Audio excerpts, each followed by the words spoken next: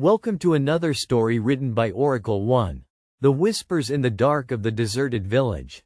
Chapter 1. By the time Elias Venn reached the village, the last strip of daylight had narrowed to a bruised line beneath the clouds.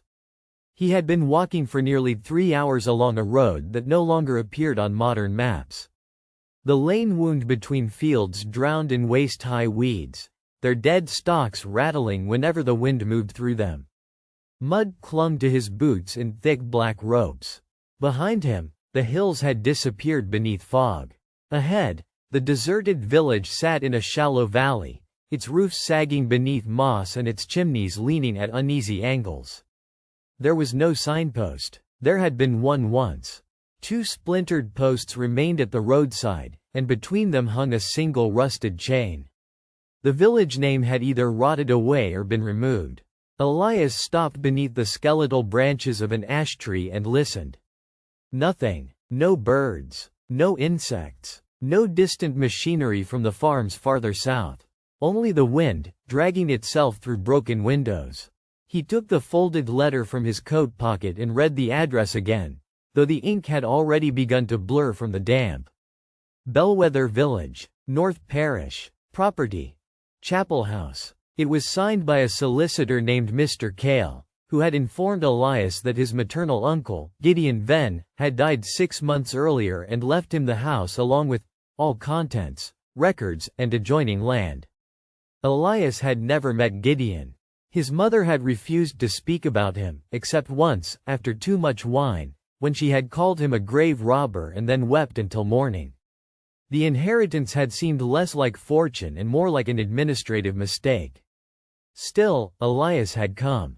The solicitor had warned him that the village was unoccupied and that there was no electricity beyond a failing generator in the house.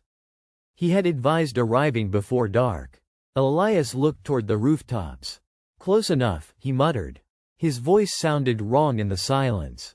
Too clear. Too loud. He entered the village. The main street curved between rows of stone cottages. Many doors stood open. Curtains hung in strips from shattered windows, stained green with mildew. A pram lay overturned beside a dry fountain, its wheels slowly turning although the wind had fallen still. Elias glanced at it and kept walking. The smell changed as he moved deeper into Bellweather. Outside the village, the air had carried rain and wet grass. Here it smelled of cold soot, cellar damp, and something faintly sweet beneath the rot. Apples left too long in a sealed room, perhaps. Or flowers pressed inside an old book. The houses seemed smaller from within the street, their upper floors leaning toward one another until the strip of sky above looked like a dark river. Water dripped from gutters with no rain falling. Somewhere, a loose shutter knocked once. Then twice. Then stopped. Chapel House stood at the far end of the village beside a low church whose tower had partially collapsed. The house was larger than Elias had expected, built from blackened stone with narrow windows and a slate roof. Ivy covered most of the eastern wall. A wooden porch sagged over the front door. The key was where the solicitor had promised, inside a tin box beneath the 3rd step. Elias crouched and reached into the wet darkness beneath the porch. His fingers brushed cobwebs, grit, and something that felt briefly warm. He jerked his hand back. Nothing moved. After a moment, he reached again and found the box. The key was heavy and iron, its teeth stained with rust. It turned reluctantly in the lock. When Elias pushed the door open, air sighed from the house as if it had been holding its breath. The entrance hall smelled of dust, old paper, and paraffin. His torch beam passed over a coat rack, a cracked mirror, and a staircase climbing into darkness. Wallpaper peeled from the walls in long curling strips. On a small table lay 3 dead moths arranged in a neat line. Elias stepped inside. The floorboards groaned beneath him, not with the dry complaint of old timber but with a deep, wet sound from somewhere below. He closed the door. The house immediately became colder. "Uncle Gideon?" Elias said, then felt foolish. The beam of his torch trembled slightly. He searched the ground floor first. The sitting room held a collapsed sofa, shelves packed with swollen books, and a fireplace choked with ash. In the dining room, a long table stood beneath a sheet of yellowed linen. 6 chairs surrounded it. Each place had been set with a plate and tarnished cutlery, though dust lay thick over everything. The kitchen was narrow and stone-floored. A hand pump rose above the sink. Beside the back door sat a small diesel generator attached to a wall panel by a cable patched in several places with black tape. Elias found a fuel can beneath the counter. The generator coughed twice before starting. Its vibration traveled through the floor. A single bulb above the kitchen table flickered to life, dim and amber. Somewhere upstairs, another bulb began to glow. Elias stood still. He had not switched it on. The light above him flickered. From the hallway came a faint murmur. He turned. At first he thought it was the generator vibrating through the pipes. Then the sound separated into syllables. A voice, low, indistinct, coming from behind the walls. Elias stepped into the hall. The murmur stopped. His torch passed over the staircase, the mirror, the front door. Hello? Silence returned, dense and watchful. He waited until the generator's chugging became ordinary again. The study was at the rear of the house. Unlike the other rooms, it had been kept in careful order. Ledgers filled one wall. Bundles of letters were tied with string and stacked in wooden crates. A wide desk faced the window, its surface covered with notebooks, candles, and dozens of narrow glass jars. Inside each jar lay a folded scrap of paper. Elias picked one up. A date had been written on the label. The 14th of October 1978. He removed the cork and unfolded the paper. Heard beneath the well after midnight. Female voice. Repeated the name Edrin. He opened another. The 3rd of March 1986. 2 voices inside the church wall. Both children. No children lived here then. A third. The 9th of November 1994. Voice from beneath floor. Sounded like Miriam. Miriam dead 11 years. Elias lowered the note. The village had been abandoned in 1971 after a landslip damaged the northern road and contaminated the wells. That was what the solicitor had told him. Gideon had remained behind as caretaker, though it was unclear who had appointed him. The notebook suggested something else. He sat at the desk and opened the most recent volume. The handwriting was cramped and angular. The whispers are strongest after sunset. They do not begin with language. They begin with rhythm, breath, footsteps, a remembered cough. They study what the listener expects to hear, then shape themselves accordingly. Elias turned the page. Never answer a voice that speaks from darkness. Never repeat what it says. Never follow it beyond the last light. If it knows your name, leave before midnight. The next page had been torn out. Outside, darkness settled over the village with unnatural speed. One moment, the study window showed the outline of the church against a gray sky. The next, the glass reflected only Elias and the room behind him. The generator faltered. The bulb dimmed. From somewhere beneath the desk came a whisper. Elias. He froze. The voice was soft, almost tender. It sounded like his mother. His chest tightened. She had been dead for 8 years. He looked down. The darkness beneath the desk seemed deeper than the rest of the room. His torch lay beside the notebook. He reached for it without taking his eyes from the floor. Elias, the voice said again. The exact cadence she had used when waking him as a child. He switched on the torch and aimed it beneath the desk.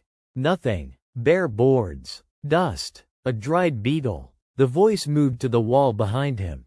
You came late. He stood so quickly the chair struck the floor. The whisper stopped. Elias backed toward the door, heart-thudding. He told himself the house was full of hollow spaces, that wind moved strangely through old masonry, that memory supplied patterns where none existed. Then the mirror in the entrance hall whispered his name. Not his mother's voice this time. His own. He stepped into the hall. The mirror was dark except for the trembling reflection of the kitchen bulb. His reflection stood at the far end of the corridor. Elias stared. He was near the study door. The figure in the mirror was near the front entrance, several yards away from where its reflection should have been. It had its back to him. The bulb flickered. The figure turned its head. Elias spun around. The hallway was empty. When he faced the mirror again, his reflection matched him. The generator sputtered and died. Darkness filled the house. For several seconds, Elias heard only his own breathing. Then whispers began all around him. Inside the walls, beneath the floor, above the ceiling, dozens of voices speaking too softly to understand. He fumbled for the torch. Its beam flashed across the wallpaper, the stairs, the open study. The voices grew quieter as the light passed over them, then returned behind him. He moved toward the kitchen. The whispers followed through the walls. Don't turn. Too late. He remembers. Not yet. Each voice was different. Men, women, children. Some old, some young. Some calm, others shivering with terror. Elias reached the kitchen and pulled the starter cord on the generator. Nothing. Again. The engine coughed but failed. Behind him, from the hall, his mother whispered, "Please don't leave me here." He gripped the cord until the handle bit into his palm. The sound of her voice dragged memories up with brutal clarity. Her hand on his forehead when he was ill. Flour on her sleeves. The faint scar below her chin. For one irrational second he wanted to answer. The notebook's warning returned to him. Never answer a voice that speaks from darkness. Elias pulled the cord again. The generator started. Light flooded the kitchen. The whisper broke off with a wet click. He stood shaking beside the machine. Rain had begun outside, tapping lightly against the windows. The village remained black beyond the glass. No moon, no lanterns, only the faintest outlines of roofs beneath the storm. Elias locked the doors and gathered every candle he could find. He placed them in the study, though their flames bent toward the walls as if drawn by a draft. He read Gideon's notebooks until his eyes ached. The entries stretched back decades. At first, Gideon had treated the whispers as a natural phenomenon. He recorded temperature, wind direction, barometric pressure. Later, the writing became less methodical. They are not ghosts. Ghosts remember being human. These things borrow memory without understanding grief. They dwell beneath the village, but beneath is not correct. Distance changes after dark. The village is the mouth. The darkness is the throat. A later page described the abandonment. On the night of the 16th of December 1971, every resident of Bellweather had heard the same whisper from beneath their floors. It had promised to return the dead. By dawn, 17 people were missing. The remaining villagers fled. Gideon stayed because his sister had been among those who vanished. Miriam, Elias's mother. He read the name twice. His mother had not vanished in 1971. She had lived in Leeds, married, and given birth to him 12 years later. Unless Gideon had another sister with the same name. He searched the desk and found a photograph inside the top drawer. A family stood in front of Chapel House. Gideon was young, thin, and unsmiling. Beside him stood a woman Elias recognized immediately. His mother. She looked about 19. On the back, someone had written, Miriam, Gideon, and Elias. Bellweather, winter 1970. Elias nearly dropped it. Between his mother and Gideon stood a boy of perhaps 8 years old. The boy had Elias's face. Not similar. Identical. Same narrow eyes. Same crooked left ear. Same crescent scar beneath the lower lip, though Elias had received that scar falling from a bicycle when he was 9. The room seemed to tilt. A whisper rose from the jar shelf. He came back wrong. One jar trembled. Then another. Glass clicked softly along the shelves as every jar began to shake. Elias stepped away. The folded scraps inside them unfolded by themselves. Hundreds of thin voices seeped through the corks. He came back wrong. He came back wrong. He came back wrong. The study door slammed shut. The candle flames stretched toward the floor. From beneath the boards came the slow sound of fingernails scratching upward. Elias grabbed the door handle and pulled. It would not move. The scratching crossed beneath his feet, circling him. Then it stopped directly under the photograph. A child's voice whispered through the wood. "You left me in the dark." The floorboard split. A small pale hand pushed through the gap and seized Elias by the ankle. Chapter 2. Elias kicked hard enough to tear the hand free at the wrist. It did not bleed. The severed fingers remained locked around his boot, cold and tight as wire. He stumbled backward into the desk, sweeping jars to the floor. Glass shattered. The whispers trapped within them burst into the room in a sudden breathless chorus. Names filled the air. Some he knew. Most he did not. The hand beneath the boards withdrew with a soft dragging sound. Elias tore the dead fingers from his ankle and threw them toward the fireplace. They landed among the ashes and began tapping against the bricks, one by one, like someone counting. The study door opened by itself. Beyond it, the hallway seemed longer than before. The front entrance should have been 12 paces away. Now it stood at the end of a corridor stretching into darkness, the walls narrowing with distance. Elias snatched the largest candle and Gideon's notebook. He moved into the hall. The floor creaked behind him. He did not look back. The generator still ran, but its sound came from impossibly far away. The kitchen light was a tiny yellow square at the opposite end of the corridor. Between Elias and that light, doorways appeared where none had existed before. One opened onto a room filled with snow. Another revealed the interior of the church, though the church stood outside. A third showed a narrow staircase descending beneath black water. Elias kept his eyes forward. Whispers slid along the plaster. "They know your face. You wore it first." Miriam chose. Gideon watched. He reached the entrance hall after what felt like several minutes. The cracked mirror hung beside the door. His reflection was absent. Elias raised the candle. The mirror showed the hallway behind him, empty except for a child standing at the study door. The boy from the photograph. His clothes were old-fashioned, short trousers, wool coat, mud-blackened shoes. His face was Elias's childhood face, pale beneath wet hair. The boy lifted one finger to his lips. The mirror fogged from within. Letters appeared across the glass. "He is still below." A breath touched Elias's ear. "Don't believe him." He swung around. No one stood there. The front door would not open. He unbolted it, turned the key, and pulled until the wood groaned, but the frame held it as tightly as stone. Behind the mirror came a small knock. Elias took it from the wall. A rectangular opening had been cut into the plaster behind it. Inside lay a leather pouch and another notebook wrapped in waxed cloth. The cover bore Gideon's initials. The first page was dated 6 months earlier, 3 days before his reported death. Elias read beside the candle while whispers crawled through the walls. Miriam did not survive the night of 1971. None of them did. What returned from the dark wore their bodies and memories, but imperfectly. The others were noticed. Miriam was not. She left before sunrise. Elias's fingers tightened around the book. The next entry had been written in a shaking hand. She built a life beyond Bellweather. She married. She bore a son, or something resembling a son. I watched from a distance for years. The boy grew, sickened, healed, aged. I convinced myself he was human. Then he visited the old road at age 8. Afterward, the other one began whispering beneath Chapel House. Elias swallowed. At 8 years old, he had disappeared for 2 days. His mother told everyone he had wandered into woodland near his grandfather's farm.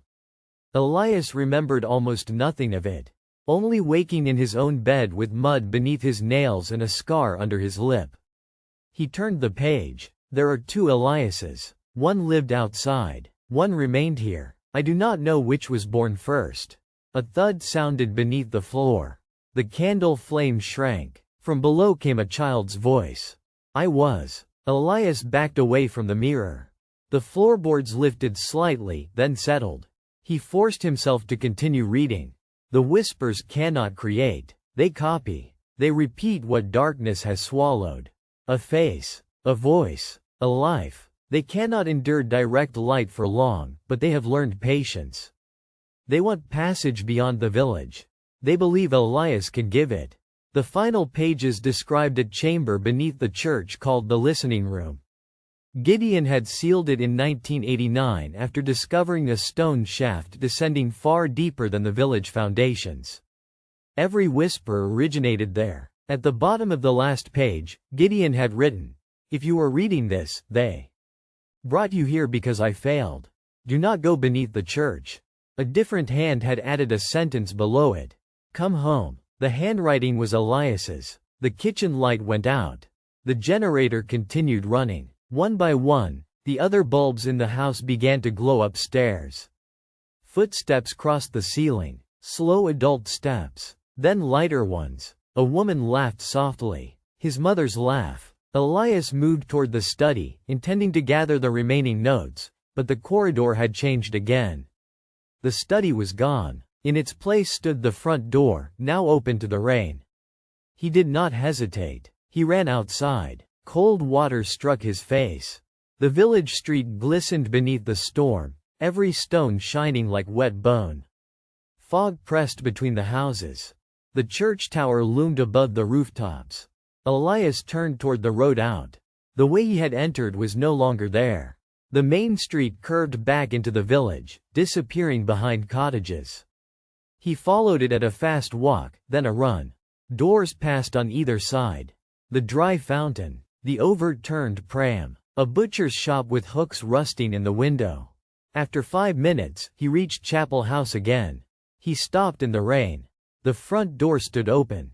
Candlelight flickered inside. The street had looped. Elias tried another lane. It narrowed between cottages and emerged beside the churchyard.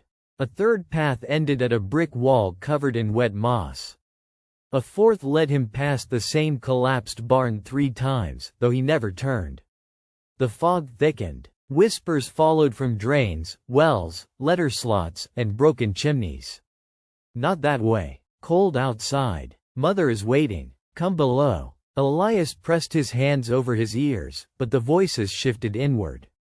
They whispered through his teeth, through his pulse, through the liquid behind his eyes. He entered the churchyard because every other route returned him there. The iron gate hung open. Gravestones leaned from the earth at sharp angles. Most names had weathered away, but several were fresh. Elias Venn 1983-1991, Elias Venn 1970-1971, Elias Venn, no birth, no death. The final stone had no date. Below the name, the inscription read. He listened still. The church door swung inward. Warm yellow light spilled across the graves. A man stood inside. "Elias," he called. The voice was weak and old. Elias remained in the rain. The man stepped closer. He was tall, gaunt, and dressed in a dark coat. His white hair lay flat against his skull. One side of his face had collapsed inward with age. "Gideon." Elias recognized him from the later photographs in the house. "You're dead," Elias said. Gideon gave a tired smile. "Not in any useful sense." The whispers quieted around the churchyard. Elias's candle had gone out, but the church interior glowed with dozens of lamps. "Are you real?" "No." The honesty stopped him. Gideon lifted one hand. The skin was gray and transparent. "But I remember being real. That may be enough for a few minutes. Did you bring me here? I tried to keep you away. The letter came from your solicitor. There is no Mr. Kale." Rain ran into Elias's eyes. "Then who sent it?" Gideon looked toward the dark houses. They learned paperwork. Something moved behind the church windows. Rows of shapes. Watching. Gideon stepped back from the doorway. "You can't stay outside after the lamps go dark. I'm not going in there." "You already did." The church bell rang. The broken tower had no bell. The sound rolled through the village, deep enough to vibrate in Elias's ribs. Every lamp inside the church flickered. Gideon turned sharply. "Hurry." Elias crossed the threshold. The church smelled of damp stone, extinguished candles, and old wool. Wooden pews faced a cracked altar. Water dripped from the ceiling into metal bowls arranged along the aisle. Figures sat in the pews. Villagers. Dozens of them. They wore clothing from different decades. A woman in a 1950s dress. A man in a factory jacket. Children with pale knees and polished shoes. Their heads were bowed. None breathed. Elias stopped. "Don't speak to them," Gideon said. "Are they dead? They're what the dark remembers." As Elias passed, the seated figures raised their heads one by one. Their faces were unfinished. Eyes too smooth. Mouths slightly misplaced. Familiar features arranged with small mistakes. At the front pew sat his mother. She looked exactly as she had on the morning of her funeral. Her hands rested in her lap. "Elias," she whispered. He looked away. The church doors slammed shut. Gideon moved toward a narrow passage beside the altar. "There's a tunnel from the vestry. It reaches beyond the village. You said not to go beneath the church." "I said I wrote that." Gideon's face tightened. "The warning wasn't for you." Elias followed him through the passage into a vestry lined with rotten cupboards. A trapdoor stood open in the floor. Stone steps descended into darkness. "Where does this lead?" Elias asked. "To the listening room. You just said there was a tunnel out." "There is, beyond it." Gideon picked up an oil lamp and lit it from a wall sconce. Elias stared at him. "Why should I trust you?" "You shouldn't." The seated villagers began whispering in the church. At first the voices overlapped without meaning. Then they spoke together. "Bring him down." The vestry door shuddered in its frame. Gideon handed Elias the lamp. "Trust the fact that they want you to stay above." The door shuddered again. Elias descended. The steps were narrow and slick. Moisture gleamed on the stone. The air grew colder with each turn, carrying the mineral smell of deep earth. Gideon followed, his footsteps making no sound. The staircase opened into a passage beneath the church. The walls were lined with bricks, many marked by fingernail scratches. Black water ran along a channel in the floor. Far below, whispers rose in slow waves. They did not sound human now. They resembled breath passing through enormous lungs. "What are they?" Elias asked. Gideon's lamp cast no shadow. "I spent 40 years asking. And? They are whatever waits behind the last sound." The passage ended at an iron door. Symbols had been carved across it, not words but clusters of concentric circles. Gideon touched the handle. "This room hears every voice spoken in darkness. Every confession. Every dying breath. Every child calling into an empty room. Why here? Perhaps Bellweather was built above it. Perhaps Bellweather was built for it." The church bell rang again. Dust fell from the ceiling. Gideon opened the door. The listening room was circular, its walls built from stones far older than the church. Hundreds of black cords stretched from the ceiling to a central pit. Each cord trembled faintly. Around the pit stood 7 wooden chairs. 6 were occupied. The villagers seated there had no faces. The 7th chair was empty. Elias approached the edge. The pit descended beyond the lamp's reach. From its depths came his own voice. "Gideon is lying." Elias looked at him. Gideon's expression did not change. The voice below continued. "He sealed you here." "That was the other one," Gideon said. "Which other one?" The cords began to hum. A child climbed from the pit. He emerged hand over hand, pale fingers gripping the stone rim. Mud coated his old-fashioned clothes. His face was Elias's, 8 years old and unchanged by time. He pulled himself onto the floor and looked up. "Me," the boy said. Gideon backed away. The boy smiled at Elias. "You finally came back." Elias could not speak. The child circled him slowly. "You left me here when we were 8. I don't remember. You took my place. I don't know what you are." The boy's smile faded. "I'm the part of you that remembers." Gideon moved toward the iron door. The faceless villagers rose from their chairs. "Don't listen," Gideon said. The child looked at him with calm contempt. He fed them for years. Voices in jars. Memories written down. He thought naming them would keep them small. The cords overhead tightened. Whispers flowed through them, thousands at once.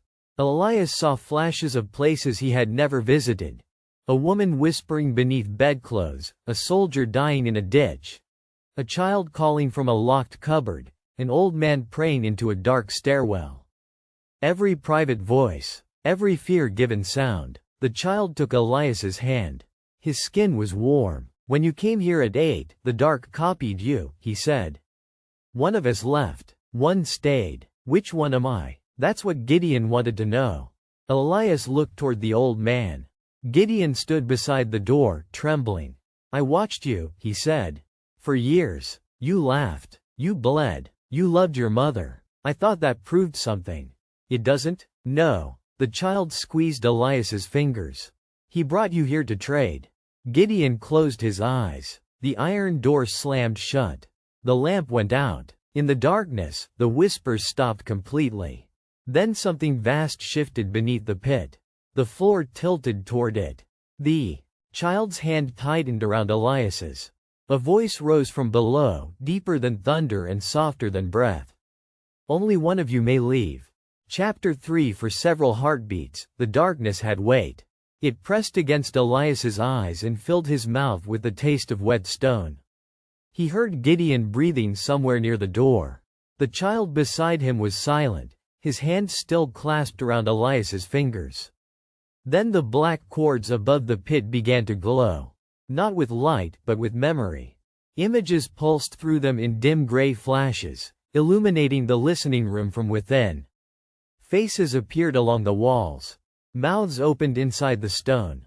Each whisper shaped itself around a moment someone had tried to forget. The faceless villagers stood motionless around the pit. The deep voice came again. Only one. Elias pulled his hand from the child's. Why? The cords quivered. Gideon shouted, don't answer it. Too late. The darkness below inhaled. Elias felt the breath draw through him. Something cold passed behind his eyes, searching. The walls erupted with his mother's voice. Not one memory, but hundreds. Miriam singing while washing dishes. Miriam arguing with a doctor. Miriam crying alone in the kitchen. Miriam standing outside Elias's bedroom at night, whispering through the door. I'm sorry. The words repeated around the room. Elias had never heard her say them. The child watched him. She knew, he said. Knew what? That you weren't the one she brought home. Gideon struck the iron door with both hands. Stop. The child ignored him. When we were 8, she brought us back to Bellweather. She told you it was a trip to visit an old friend. Do you remember the road? Elias saw mud, bare trees. His mother gripping the steering wheel too tightly. She took us to Chapel House, the child continued. Gideon was waiting. They wanted to know whether the dark had marked you at birth. I was born in Leeds. Your body was. The cords flashed. A hospital room appeared across the curved wall. Miriam lay in bed, sweating beneath white sheets. Gideon stood in the corner, younger, his face rigid with fear. A nurse carried a newborn toward the window. The lights went out. The image dissolved. When the lights returned, the child said, there were 2 heartbeats in the room. Elias turned toward Gideon. Is that true? Gideon lowered his head. Miriam had already been replaced by then. We believed whatever lived inside her had reproduced. Believed? We were afraid. The deep voice beneath the pit made a sound like distant amusement. The child stepped closer. They brought us here to choose which one was human. Gideon placed us in this room and turned out the lamp. Elias remembered a cold hand. A circle of chairs. His own voice crying somewhere he could not reach. One child ran when the door opened, Gideon said. The other remained beside the pit. You let one of us leave without knowing which? Miriam chose you. The child's expression twisted. No, she chose him. He pointed at Elias. I begged her not to. Elias looked into the child's face and saw a terror that had waited 35 years without aging. The pit whispered through his bones. One leaves. The faceless villagers reached for Elias. Gideon moved between them. His body flickered as their hands passed through him, but he drove them back with the lamp, though it no longer burned. Go to the tunnel, he said. There is no tunnel, the child replied. There was. The village ate it. Gideon turned to Elias. The eastern wall. 3rd stone from the floor. There's a passage behind it. Elias ran. The floor buckled beneath him. Stone softened like mud. Hands pushed upward from below, pale fingers opening and closing around his boots. He reached the eastern wall and found the marked stone. It would not move. The child came beside him.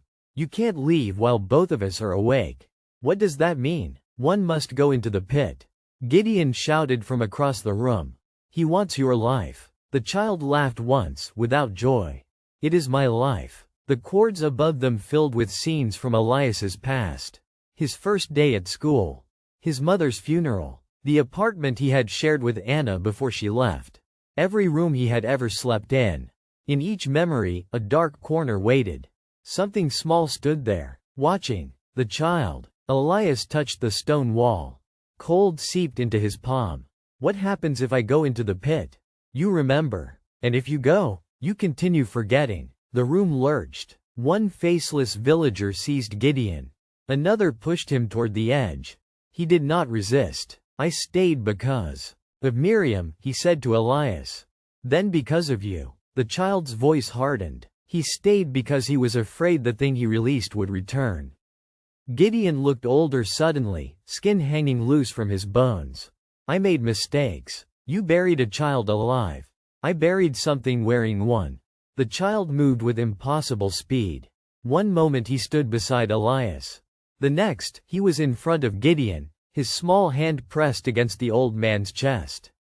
Gideon gasped. His body collapsed inward as if emptied. Skin, coat, and bone folded into a narrow column of darkness and were pulled into the child's palm. The child closed his fingers. Silence followed. Elias stared. "You said you were me." "I am." "What did you just do?" "What you have done every night of your life." The cords showed Elias sleeping. Darkness streamed from his mouth in thin threads, traveling through walls, cables, telephone lines, road tunnels, and locked rooms. He had carried the whispers beyond Bellweather long ago. Not consciously, not intentionally, but wherever he slept, people heard voices in the dark. A neighbor who killed himself after hearing his dead wife. A child in Elias's first apartment who insisted someone beneath the floor knew her name. Anna waking beside him with blood on her lips, refusing ever to explain what she had heard. Elias staggered back. "No." The child approached. "You thought the village called you home." "It didn't." The pit pulsed below them. "You called the village." The faceless villagers turned toward Elias. Their blank features rippled. One by one, they took on faces of people from his life. His mother, Anna, teachers, neighbors, strangers glimpsed on trains, all those who had heard the whispers near him. "You are the open door," the child said. "I was the part left behind to hold it shut." The deep voice below spoke again. "Return what was divided." Elias understood then why Gideon had summoned him, or tried to prevent him from coming, or both. The contradictions no longer mattered. Gideon had died trying to maintain a separation that was never stable. The child was not a copy. Neither was Elias. They were halves of something Bellweather had shaped from a human birth. One carried a body into the world. The other carried the memory of the dark. "What happens when we join?" Elias asked. The child glanced toward the pit. "We go home. And everyone else?" "They finally hear clearly." The stone beneath Elias's hand shifted. A narrow passage opened in the wall. Beyond it stretched a tunnel lined with roots and dripping earth. Cold night air flowed through. The child's eyes widened. Gideon had told the truth. Partly. Elias ran into the tunnel. The wall began closing behind him. The child slipped through at the last moment and followed. The passage descended before rising steeply. Elias scraped his shoulders against stone, slipped in mud, and crawled where the ceiling dropped too low to stand. Behind him came no footsteps, only whispers moving through the earth. "You can't outrun your own voice." He ignored it. The tunnel ended at a wooden hatch. Elias drove his shoulder into it. Rotten boards burst outward. He climbed into the churchyard beneath heavy rain. The village had changed. Every cottage window shone with yellow light. Figures moved behind curtains. Smoke rose from chimneys. The fountain ran black. Bells rang from the broken tower while the street filled with villagers walking slowly toward the church. Bellweather was no longer deserted. It had remembered itself. Elias ran toward the road. Villagers emerged from alleys and doorways. Their faces belonged to different years. Some were decayed, others looked newly alive. All whispered as he passed.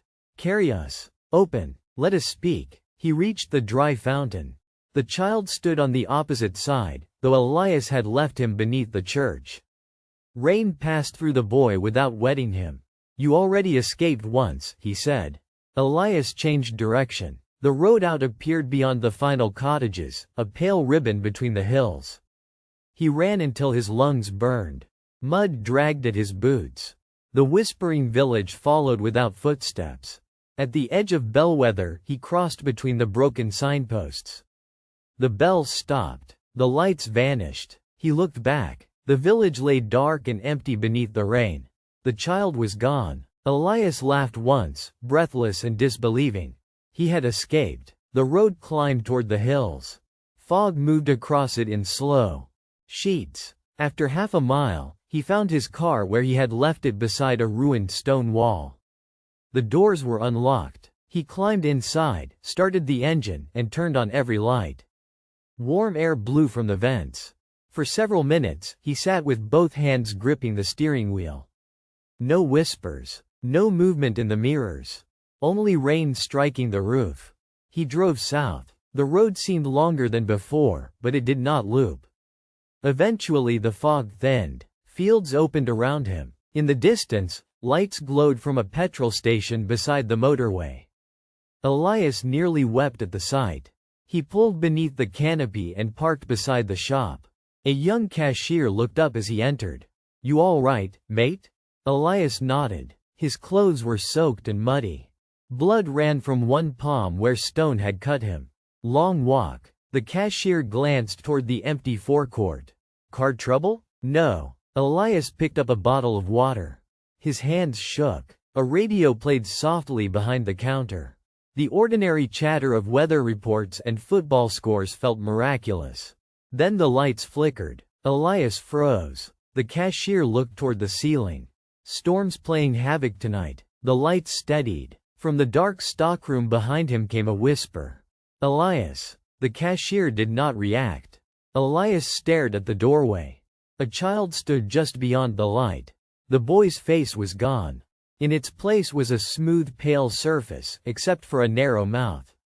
"You left the door open," it whispered. Every shadow in the shop deepened. The refrigerators went silent. The cashier turned slowly toward Elias. His face had begun to change. Features softened and slid aside as if melting beneath skin. His eyes disappeared first. Then his nose. A mouth opened across his forehead. "Only one left," it said. Elias backed toward the door. Outside, every light along the motorway went out in sequence, one after another, stretching toward the horizon. Darkness rolled across the landscape. Car headlights vanished. Houses disappeared. The world beyond the petrol station became a single immense black space. From it rose millions of whispers. Not trapped now. Not distant. Every voice he had ever passed in the night. Every secret spoken after lights were turned off. Every last breath. They gathered around the building, patient and eager. Elias looked at his reflection in the glass door. The reflection did not move with him. It stood upright, calm, smiling. Behind its eyes, the deserted village glowed with countless lamps. The child appeared beside it. Together they placed their hands against the other side of the glass. Elias lifted his own hands without meaning to. His palms met theirs. The glass became cold and soft. Memory poured through him. He remembered being born twice. He remembered Bellweather before the first house was built, when people knelt around a hole in the earth and whispered names into it. He remembered waiting beneath stone for language to evolve. He remembered learning fear from those who feared darkness. There had never been two Eliases. There had only been the whisper, divided so it could pass unnoticed through daylight. One half had carried a human life. The other had preserved the hunger. Now they touched. The division ended. The petrol station lights returned. The cashier blinked, his face normal again. Elias stood beside the counter, dry clothes clinging neatly to his body. The cut in his palm had vanished. "You sure you're okay?" the cashier asked. Elias smiled. Yes. His voice contained many others, though the cashier heard only one. He paid for the water and returned to his car. By dawn, he had reached the city. That night, people across the region woke to whispers inside their darkened rooms. Most heard dead relatives. Some heard themselves. A few heard directions to a village absent from every map. They rose from bed, dressed without waking their families, and began walking north. Elias continued south. In the rear-view mirror, a child sat in the back seat. Its face matched his. Neither of them spoke. They no longer needed to. Far behind them, beneath the ruins of Bellweather, the empty pit listened to the growing silence of a world preparing to answer. For more stories, like and subscribe.